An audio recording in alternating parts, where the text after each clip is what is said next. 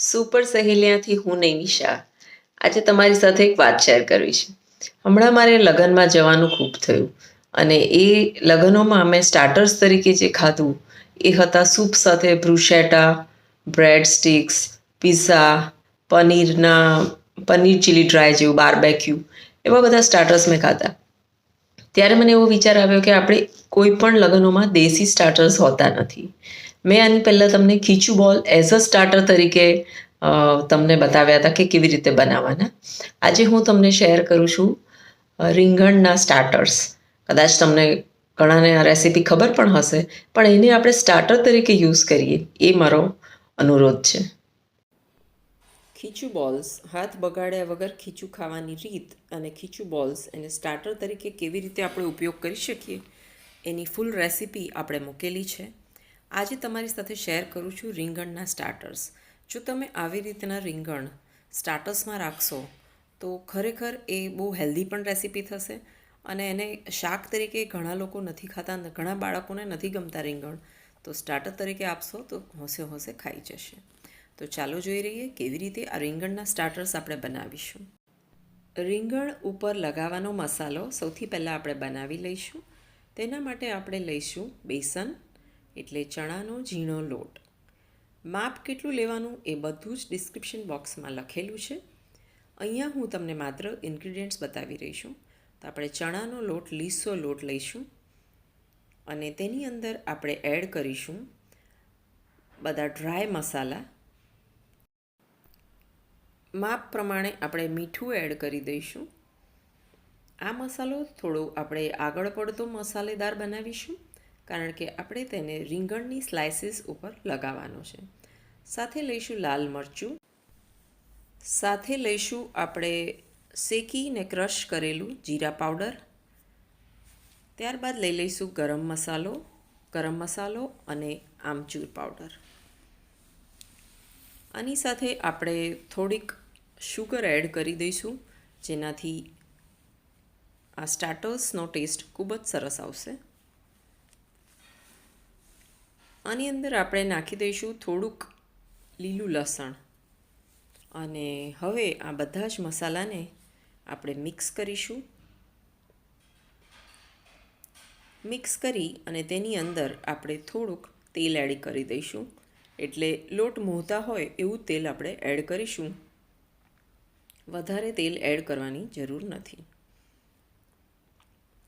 હવે આ બધો મસાલો સરસ રીતે આપણે મિક્સ કરી લઈશું અને એ થોડોક આગળ પડતો ખારો હોય એવો તેને રાખીશું.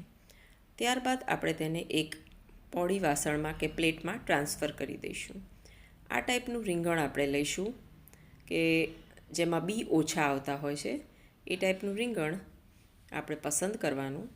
આ ટાઈપના જે શિયાળામાં રીંગણ આવે છે તેમાં બિયા હોતા નથી અને તેનાથી જ આ સ્ટાર્ટર ખૂબ સરસ બને છે. તો હવે તેની આપણે સ્લાઇસીસ પાડી દઈશું. સ્લાઇસીસ બહુ પતલી નહીં અને બહુ જાડી નહીં, એવી રીતે આપણે એને તૈયાર કરીશું. આ રીંગણમાંથી લગભગ 7થી 8 સ્લાઇસ પડી છે અને બહુ પતલી અને કરવાની નથી. બીજું, આ એક બહુ જ હેલ્ધી સ્ટાર્ટર તરીકે તમે આનો યુઝ કરી શકો છો અને હોંશે બધા ખાતા હોય છે. અત્યારે તમે જોઈ શકો છો કે સ્લાઇસમાં બિલકુલ બિયા દેખાતા જ નથી, એટલે આવા જે રીંગણ વિન્ટરમાં આવતા હોય છે એમાંથી જ આ સ્ટાર્ટર બનશે.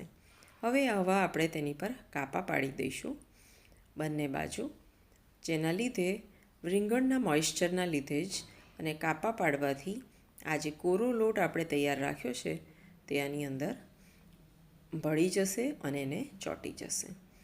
હવે આ પૈતાને આપણે કોરા જ લોટમાં આવી રીતે દબાવી અને લોટ ચોંટાડી દઈશું અને ત્યારબાદ આપણે તેને આ બાજુમાં થાળી છે એ થાળીમાં જ બધા ગોઠવી દઈશું. રેસીપી સિમ્પલ છે અને તમે રીંગણ ખાશો તો હિમોગ્લોબિન તો તમારું ચોક્કસ વધશે. એ વાત તો ચોક્કસ છે કે જે બધા ફળ ડાર્ક હોય છે, વાયોલેટ કે બીટના રંગના, રેડ, એ બધામાં હિમોગ્લોબિન વધારવા માટેના તત્વો હોય છે. તો આપણે શિયાળામાં તો એક કામ કરવું જ જોઈએ કે આ બધી જ વસ્તુઓ એટલી સરસ ફ્રેશ આવતી હોય છે કે આપણે તેને શિયાળામાં ચોક્કસ આપણા ડાયટમાં ઉમેરવી જોઈએ. આવી રીતે આપણે બધી જ સ્લાઇસને લોટ લગાવી અને ભેગી કરી દઈશું અને એક થાળીમાં બધી સ્લાઇસ ગોઠવી દઈશું. અમુક લોકો આ જે રેસીપી છે એને ભાજા કહેતા હોય છે, તો કોઈ લોકો આને પલીટા કહેતા હોય છે. હવે આને આપણે 10 મિનિટ ઢાંકી દઈશું અને 10 મિનિટ પછી જ્યારે આપણે ડીશ ખોલીશું તો તમે જોશો કે રીંગણના મોઇશ્ચરના લીધે બધો જ લોટ સરસ રીતે સેટ થઈ ગયો છે અને એને ચોંટી ગયો છે.